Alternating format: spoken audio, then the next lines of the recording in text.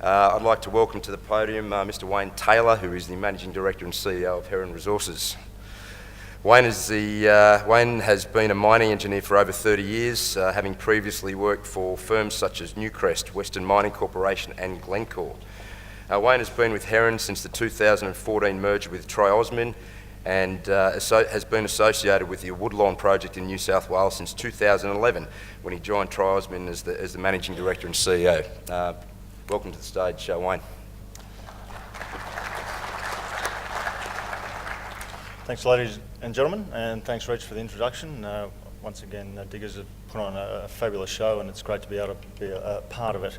Always a tough act to follow, Peter Cook, and I'm not going to go down the avenue of telling jokes because I do that poorly. So we'll stick to the main game and what we think is a very exciting project that we're involved in, and nice to be able to tell you the progress that we've made because we think it's fairly significant. So we're a base metal project focused on a project in New South Wales. We've got appreciable zinc, copper, lead, silver and gold within it. And certainly with our exposure to the zinc, we think we're going to hit the market just at about the right time. So last time I was here, we were talking about completing the financing to get development underway. I'm pleased to say we're able to do that, and we're well into construction and making some very good progress. So when we look at Heron and I guess our investment proposition, we look at sort of four key areas, starting with the market. As I said, we've got a mix of metals in there. Zinc's roughly around 50% of our revenue base. Very strong supply-demand fundamentals. We see that continuing and the timing that we have to bring our operation into production. Certainly with some of the forecasts that are going around on pricing for next year, we should be seeing some great times. Copper and lead are also significant contributors to our revenue base. Copper's about 23%, lead about 15%. The outlook for both those commodities is also very strong, so and I'll touch on that shortly. Our asset, we consider Woodlawn a very high quality project or high quality deposit, principally driven by grade. It is a high grade VMS. We undertook a number of studies since Heron's been involved since 2014. We were dual listed on the TSX, so we followed the NI 43-101 process of a PEA and a feasibility. That feasibility provided us with what we consider to be a starter case. It was reverse engineered for a reserve base that would allow us to get the project funded. And just to quote one number, they're using sort of spot prices now, average EBITDA per annum is around 100 million Aussie a year. This project, whilst it was a former operation, we consider it to be, I guess, a new project in the sense that it is a bare paddock build. We're going to build a brand new processing plant with all the best technology in it to make sure we get the very best out of what we obviously think is a very high quality deposit. Good jurisdiction, and that's probably not what people would often say about New South Wales, but we've had a pretty smooth pathway through getting the permitting through the government. Great infrastructure off the back of the previous operation has meant that we've had a very easy walk-up start, and you'll see that through the presentation. Plenty of room to increase the mine life here. As I said, it was a starter project that we looked at, just enough to get the project financed, and we can certainly see an ability to grow the mine life from within the mine. The financing that we did, a $240 million financing package, it's a non-bank package. It was principally facilitated by 3 private equity groups. It's a combination of equity and debt. $140 million in equity and $100 million in debt, and those groups were able to make this happen. In terms of our focus, Heron is known sort of locally for its involvement in laterite nickels. Those projects have been vended out into Ardea Resources, and that's left us with a pure focus on bringing Woodlawn into production. And to that end, we're 68% complete in our build, and we're still on track to deliver that first product to market in the first quarter of next year.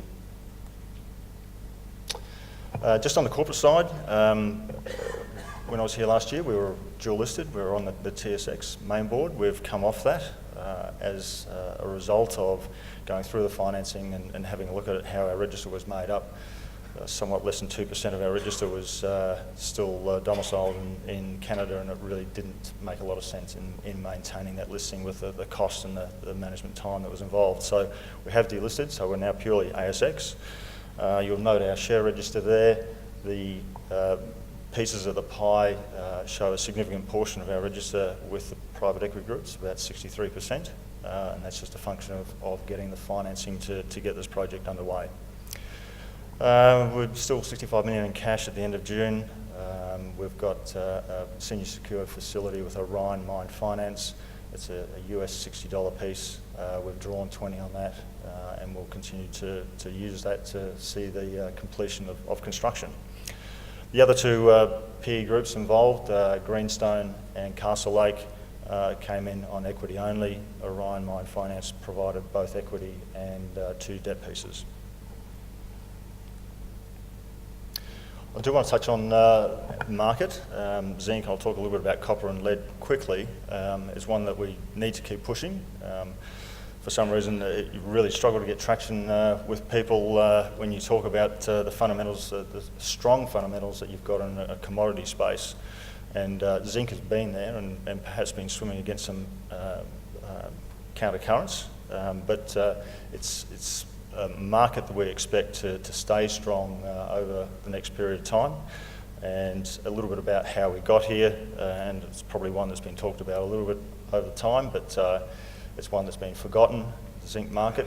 We've had stable producers that have come to the end of their mine life. We've had a price that hasn't incentivised new projects to come through the pipeline to replace that. We've also seen some producer discipline. On the consumption side, we've had steady growth. We've ended up with an imbalance, and as you can see in the chart there, the green areas are the stocks. We've seen those drawn down since 2013. As things got a little bit scarcer, we've seen the price lift as you would normally expect. So a little bit of recent weakness in the zinc price, driven by a couple of things.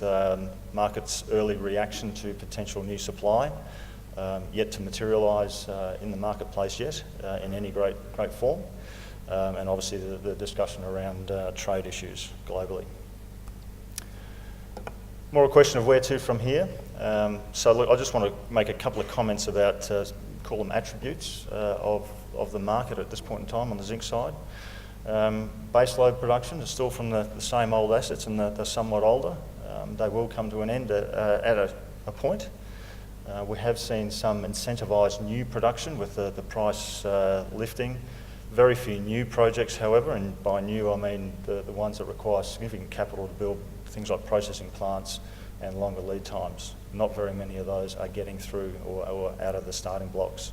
Incentivised restarts, you kind of understand it. It's the low capital, short lead time into production. Assets have, in many cases, been idled for a reason, and I think that's one of the things that will certainly underpin a higher cost base. We've also seen some dropping head grades. Increased prices means what was previously uneconomic is now economic. That as well will be one of those factors that continues to support a higher cost base, which means that we can't see pricing contract too far before we start seeing physical pain pain in the physical market.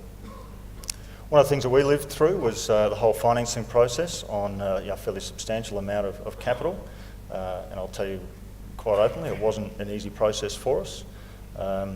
Greenfield investment for a company without a big balance sheet is a difficult thing, and the current volatility in prices certainly won't have improved it.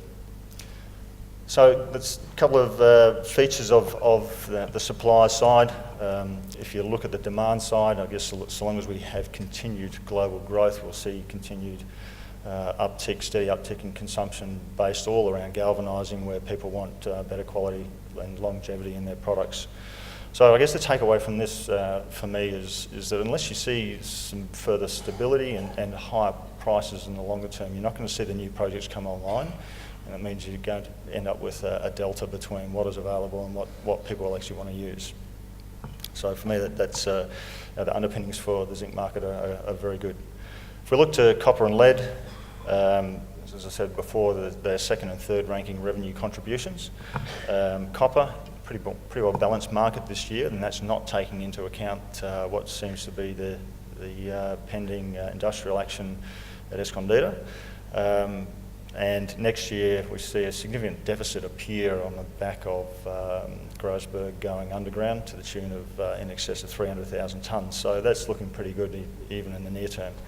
Lead, the chart there for lead on the right hand side, very similar to the zinc chart, decreasing stocks since about 2013 and increasing prices. So a similar sort of feature there. So we actually like the exposure to the commodities that we've got. We think they're great.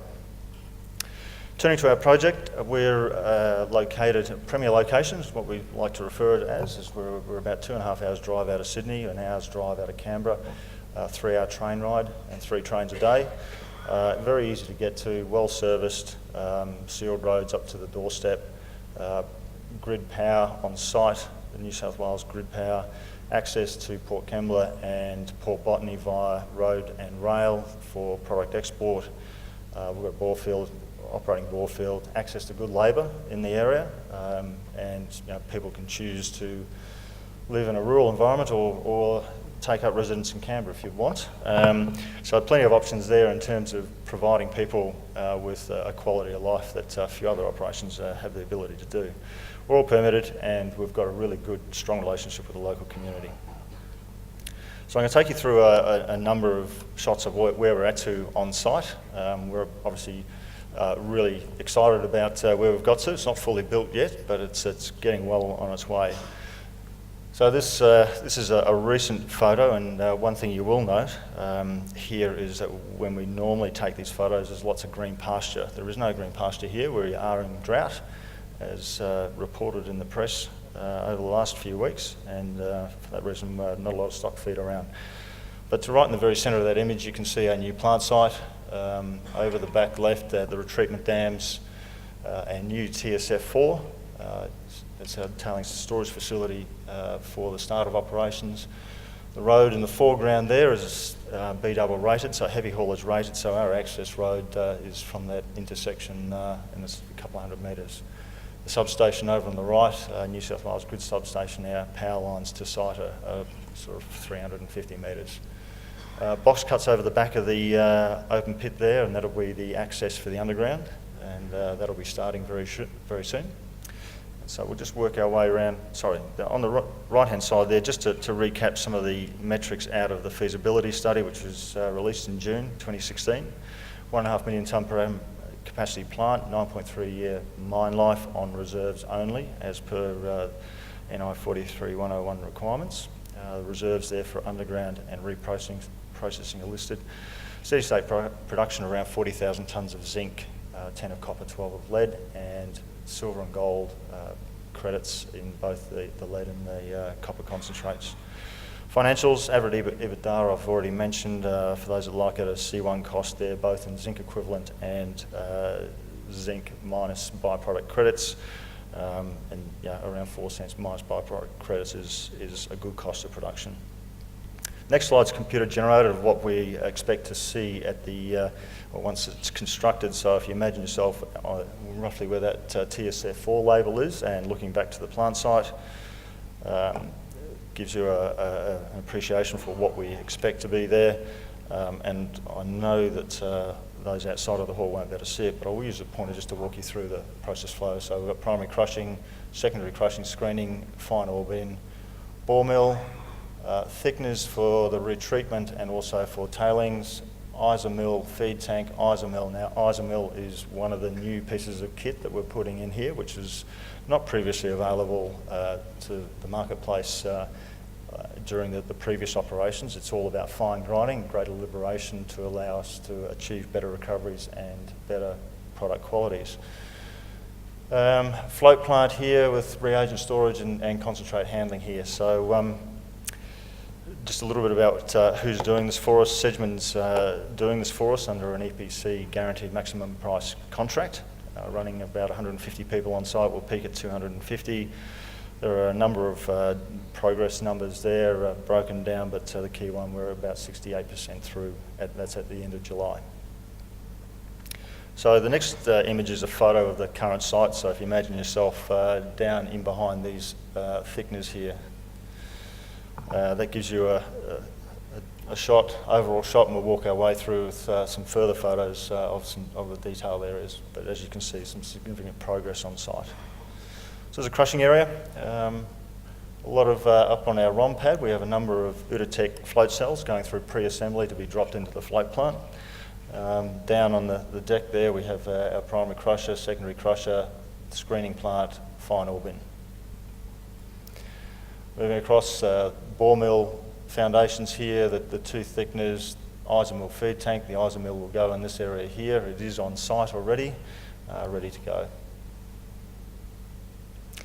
Float building is a bit like an IKEA flat pack. It's all come in containers from China, and it's a bolt together, and it's going together extremely well. Our concentrate storage area, there's about 1,000 cubic metres of cement gone into this. It's a substantial construction, and it'll handle the 3 concentrates that we'll be producing.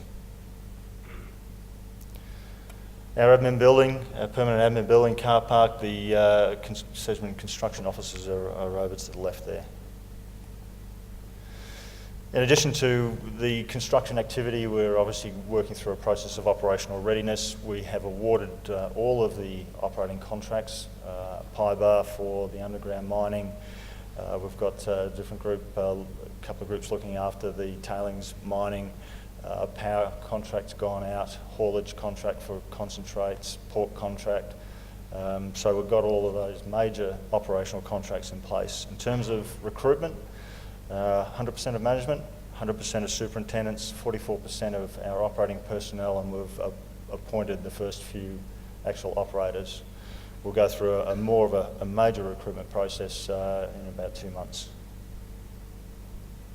Timeline. Sticking to our guns on this one.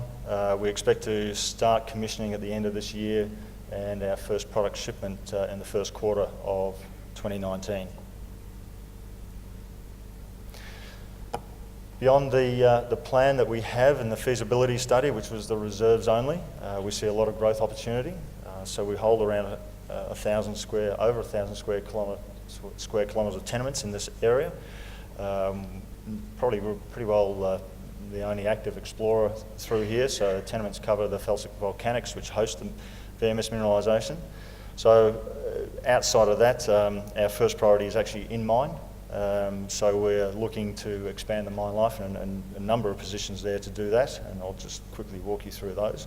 But certainly some very prospective regional positions.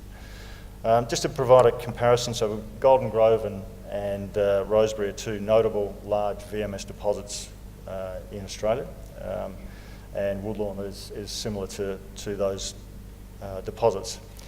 This is a comparative long section footprint, for want of a better description. It just shows the area that our 23 million tonnes pre-mining position covers compared to the other 2 larger VMS deposits. Now, it's fair to say that at Woodlawn we've only really just tested this narrow footprint. There hasn't been a lot of exploration work here to test the operational or the deposit at depth. We see that as being certainly an area where we can chase further extensions to these lenses, and certainly north and south as well. So we do see a lot of potential at Woodlawn, and if you look at the case studies of Golden Grove and Rosebery, these are extensive systems. We talk about the quality of the deposit. So I did ask our exploration manager to, what could we do to sort of demonstrate this. So we've had a drilling program every single year since Heron's been involved. And I asked him just to pick a piece of core and from each program each year and put it up there. He struggled with 2015 because there's 2 bits he really likes, so we've got both those up there. But what you will see through there is some very high grade, and in terms of a zinc equivalent, high metal content, high metal value core that we intersect in these lenses. At the top of each core you've got where they came from. So the first 3 are from Kate Lens. That is in our reserves and in our mine plan. It's a new discovery, discovered in 2013, so well after the operation closed. B-Lens extension is a new area. It's not in any of our plans. G2 area is also a new area, very shallow. It's currently not in reserves either. So they are 2 additional lens discoveries. There were 10 lenses previously mined in the former operations. We're now at 14. But what you can appreciate through this is it is high-grade mineralisation. Looking at a long section, closer at the Woodlawn long section, we've got a number of ellipses here. It's three stratigraphic horizons overlaid, so it is a bit busy, but the ellipses there indicate areas where we can see either new discoveries or potential new discoveries or extensions to the lenses. So a lot of prospectivity within the mine footprint as it exists without even looking further afield. Very early stage production source for us is expected to be the G2 surface. So we've got our box cut in, lower right is the as-built. We expect Pybar to be in there and starting on this in the next month. And less than 500 metres down, we expect to be into the G2 lens. Now this is an ore body that's been previously mined, yet we've got mineralisation within 100 metres of surface. Further afield, Currawang, it's about 10 k's north of the operation. It was mined back in the mid-90s, 500,000 tonnes, very high grade, taken out of here. We certainly see more potential. We've put 5 holes into it late last year, picked up a couple of good intercepts, good downhole EM conductor. It's an earlier stage position, but one that we'll continue to work through, but does show the prospectivity of the area. Peerwood, a little bit further north. This is about as far as we would look for a potential truck to Woodlawn for treatment. This is an area that has had previous resources, reserves and feasibility study done on it by a previous owner. We've picked it up, quite like the area. We'll probably go and do some drilling there in the next couple of months, given the prospectivity that we can see there. But it's been a nice, easy pickup for us. Just some of the 2014 EM work has identified a number of plate conductors there that we'll look to go and drill test at Peelwood in the next couple of months. So look, that's where I'd like to sort of leave the discussion, but I guess in summary, we're well on our path to complete the construction of Woodlawn. We think the timing's fantastic for what we see in the zinc market, and I look forward to sort of keeping people up to date with our progress. Thank you.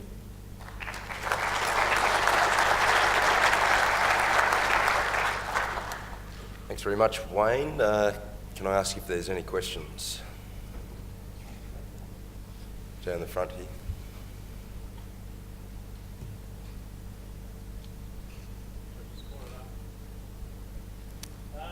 It's coming. There's a microphone coming.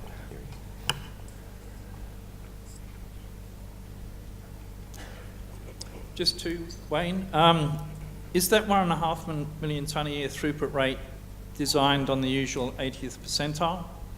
And secondly, when do you expect to actually achieve full production? Is it based on the 80th percentile, Keith? Look, I couldn't tell you that. It has been a standard design provided to us by Sedgman, so if I had to revert to something, I'd probably say yes. When will we hit full production? We've allowed a 15-month ramp up in both throughput and recoveries. Throughput a little bit quicker, allowing ourselves 15 months on the recovery side of things.